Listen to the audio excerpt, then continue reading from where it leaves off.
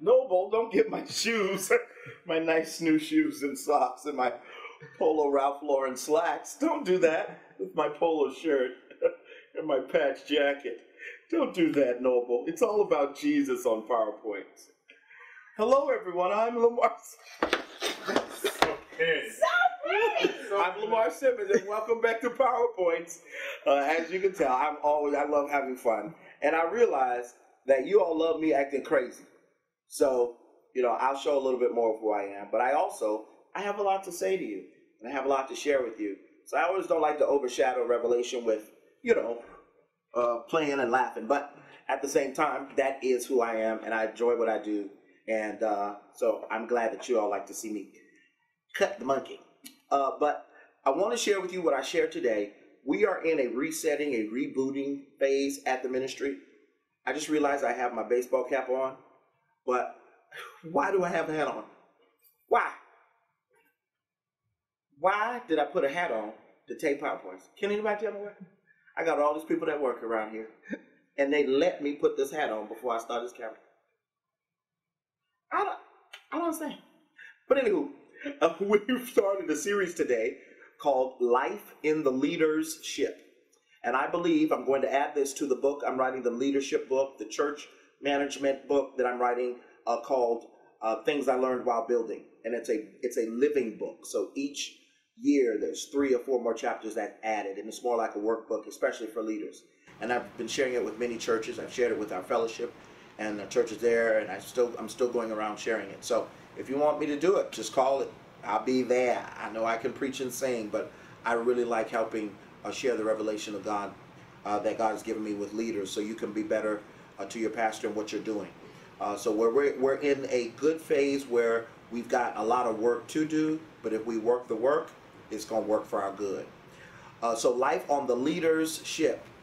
I want you to look at church as it's not a boat. A boat is something you get on to fish from. The church is a ship.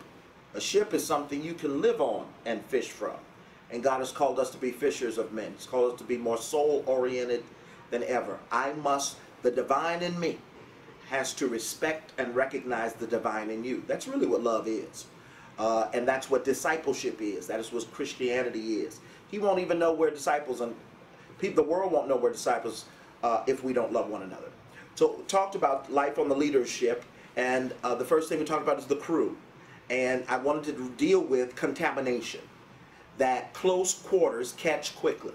Everybody has to be mindful of the fact that whatever you do, whether it be good or bad, this church is a close quarter and someone could catch it. The type of disciple you are, the type of worker you are, someone could catch your attitude, they could catch your mind. Do you remember when, I think it's Galatians 5, where Paul said to the church, you ran well, who bewitched you? He's saying that because I know I set you up. Put you in the side. Y'all were doing good when I left you. Who did you encounter that stopped you from doing what you were born to do? And sometimes it's who happens to you that's worse.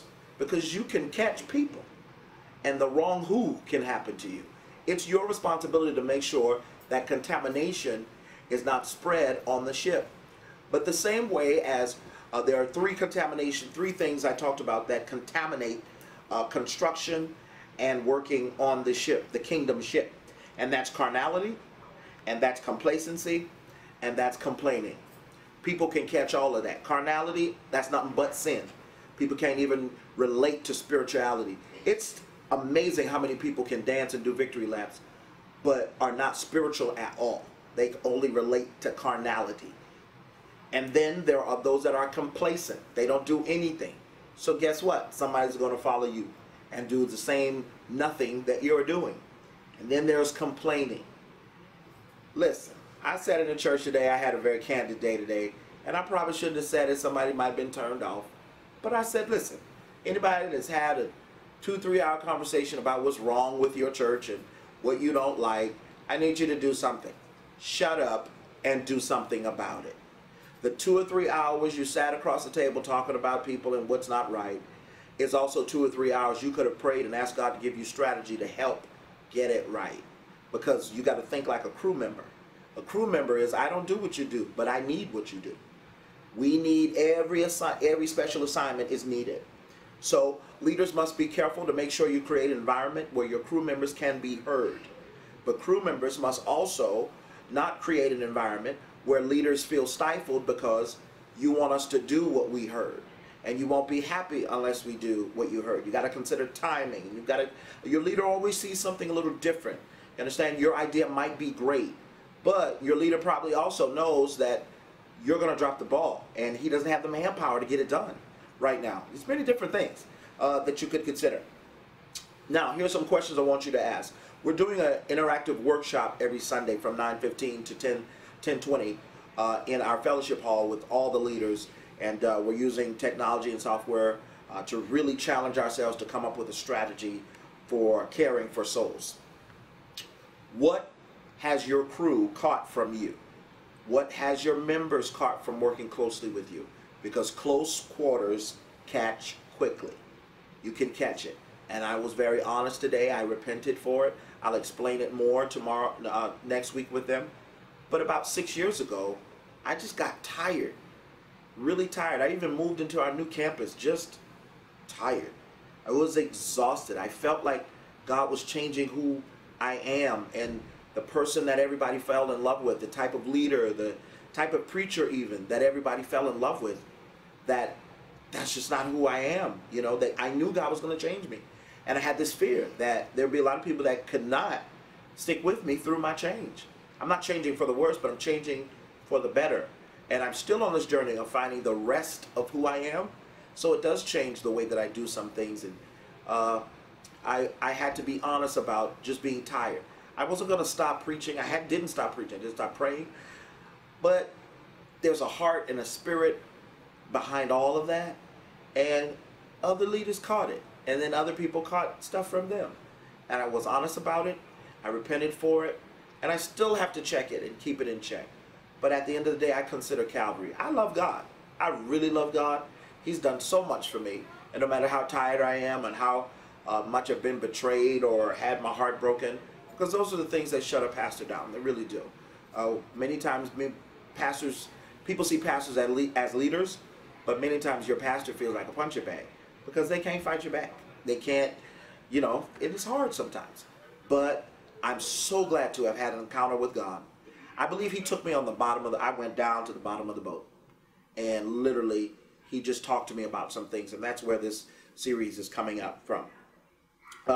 What is your crew catching from working closely with you?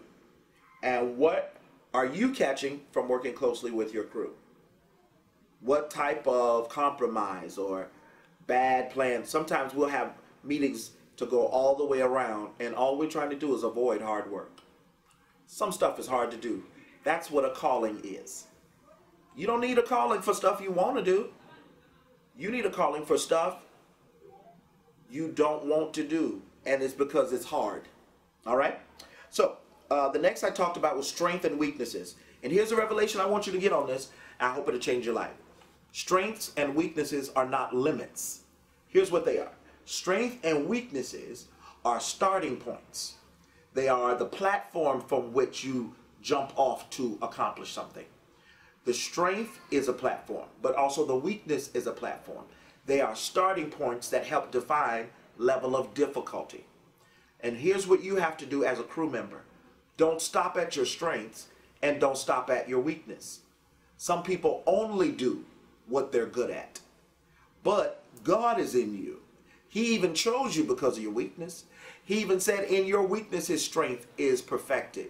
You house within you the ability to get the job done with both strengths and weaknesses. I know I tapped on something because there's some of you never do anything if it's an area you're weak in. Well, let me give you this philosophy. You do not have to be weak to your weakness. It's just something you're not naturally gifted to be able to do. And then when in the area of sin, it's the same thing. God empowers us. You don't have to be weak to your weakness. There's a whole lot of things I like, but I do not do because I've learned how to control what used to control me. I learned how to bring under subjection what used to have me subject. All right? So, marinate on that for a minute while I find my next point because I know I just blessed your life. Okay. Are they still watching? Are they still looking? No. All right. So, covenant relationship, it requires that you receive the strength and weaknesses. You understand? If you're in a church, whether you're a pastor, whether you're a husband, your wife, your brothers, your sister, any covenant relationship, you have to receive their strength and their weaknesses. And if it's a divine connection and alignment, their weakness, you probably have the strength that helps them in their weakness. You make up the difference in that area. You help them with that area. That's what relationships are. Divine alignments according to need. God knows what you need. He knows who you need. And that's when he aligns us with those type things. Last is sinking tendencies we talked about. Leadership can sink the whole fellowship. And guess what? Relationships can sink both of them. Relationships can sink the administration of a church. It can sink the church. Sink the whole church. It can cause everything to go down. Let me give you some concepts about the type of fishermen that we were from Peter, Luke 5, verses 1 through 7. That's where we came from. And God said there's two types of fishermen in the church. He said he'd make us fishers of men, but most of us are the first Peter, before Jesus, where we went out, caught nothing, we're despondent. And Bishop Henry Fernandez said something when he came and preached here, and it's been in my spirit. He says, you get what you fish for. And you can either, in churches, are fishing with poles when we should be fishing with nets. So, you're the first Peter or you're the second Peter. The first Peter is the one that's despondent. He's out there fishing, but his heart ain't in it no more. His motives ain't pure. It's just, he's like, kind of like how I was. That's the first Peter. The second Peter is the one that's like, I'm out. I give up. I'm going home.